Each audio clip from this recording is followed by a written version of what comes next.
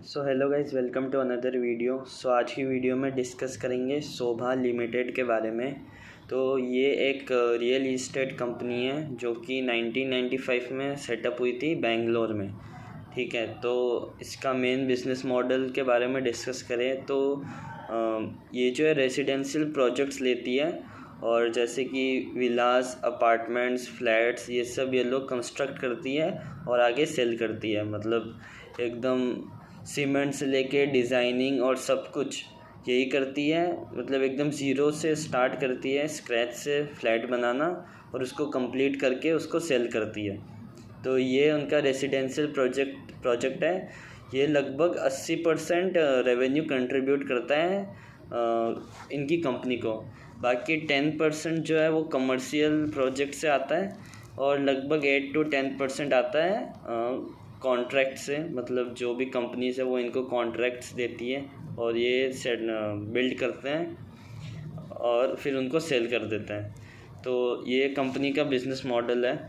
तो अब अगर Q3 FY26 के नंबर्स के बारे में बात करें तो रेवेन्यू लगभग 950 करोड़ हुआ है, जो कि ईयर ऑन ईयर तो गिर गया है लगभग 25%।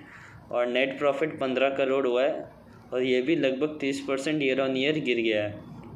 लेकिन अगर FY26 के 9 मंथ्स नंबर को देखें तो इनका जो रेवेन्यू है वो लगभग 2200 करोड़ हो गया है, जो कि 50% ईयर ऑन ईयर ग्रोथ है।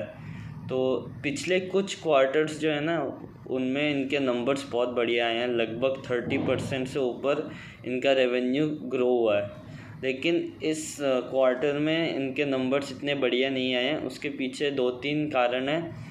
पहला और जो सबसे मेन कारण है वो ये है कि कंपनी को गवर्नमेंट से ऑक्यूपेंसी सर्टिफिकेट नहीं मिला।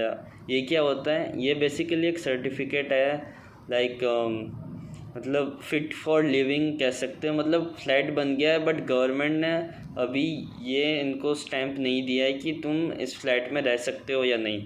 तो इस सर्टिफिकेट के बिना तो ये जो भी अपने प्रोजेक्ट्स है उनको सेल ही नहीं कर पा रहे हैं, तो उस वजह से रेवेन्यू कम हो गया।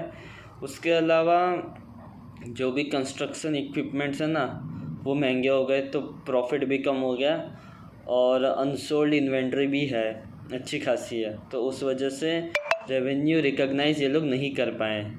तो फ्यूचर की बात करें तो मैनेजमेंट ने कहा है कि ये जो रेवेन्यू ये रिकॉर्ड नहीं कर पाए, ये टेम्पररी हिट है।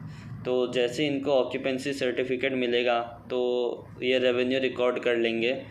और अगर फ्यूचर प्रोस्पेक्ट्स की बात करें तो इनका कहना है कि जो रियल इस्टेट का जो बिज़नेस है वो उसे हम 1 साल के पर्सपेक्टिव से नहीं देख सकते। ये अगर लॉन्ग टर्म पर्सपेक्टिव से देखें तो एक ग्रोइंग सेक्टर है, क्योंकि जैसे जैसे इकनॉमीज़ बढ़ेगी और लोगों के हाथ में कैश आएगा तो वो ऑब्वियसली रेजिडेंशियल प्रोजेक्ट्स, मतलब हाउस, फ्लैट्स, अपार्टमेंट्स, ये सब खरीदेंगे।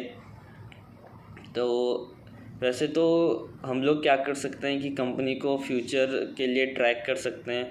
अगर कंपनी सेल्स रिकॉर्ड कर रही है और रियल इस्टेट सेक्टर भी बूम कर रहा है तो ये कंपनी बढ़िया है।